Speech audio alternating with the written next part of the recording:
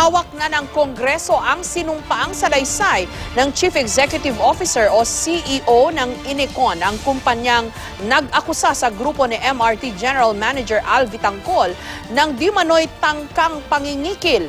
Idinetalye sa affidavit kung paano sila hiningan ng milyon-milyong dolyar para makuha ang kontrata sa mga bagong bago ng MRT. Nauna nang itinanggi ni Vitangcol ang paratang pero hindi pa rin siya sumisipot sa pagdinig. May report si June Veneracion. Baka malibing ito sa limot, napakahalaga ng issue. Issue ito ng alleged extortion sa isang proyekto ng MRT.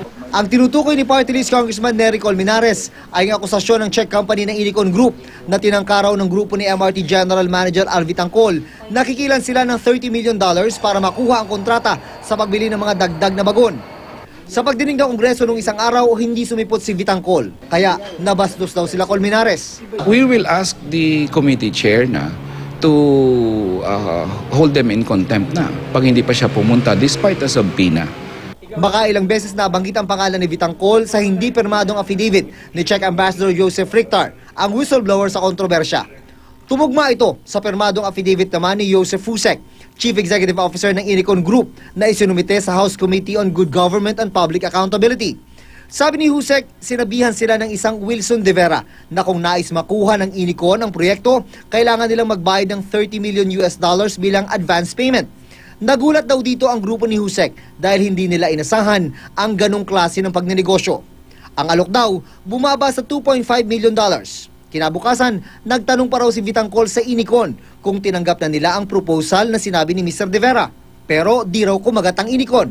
Kaya pinarating daw sa kanila mula sa text ng isang Manalo Maralit. Nagalit daw si Vitangcol at si De Vera at nagbantang di na raw makikipagnegosyo ang MRT sa Inicon. Inimbestigahan ng Department of Transportation and Communications si Vitangcol para sa kasong administratibo. Pero wala raw nagreklamo laban kay Vitangcol at kahit affidavit ay wala raw ipinadala sina Ambassador Richter at Husek. Ang finding na DOTC, walang nakitang pagkakamali sa bahagi ni Vitangcol.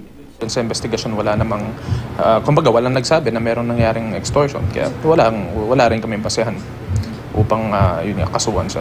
Pinuntahan ng GMA News ang opisina ni Vitangcol pero wala raw ito at nasa meeting sa labas. Sinulatan na rin namin ito para humingi ng pahayag ukol dito pero wala pang sagot ang opisina niya. Dati na rin itinanggi ni Vitangcol ang akusasyong pangingikil.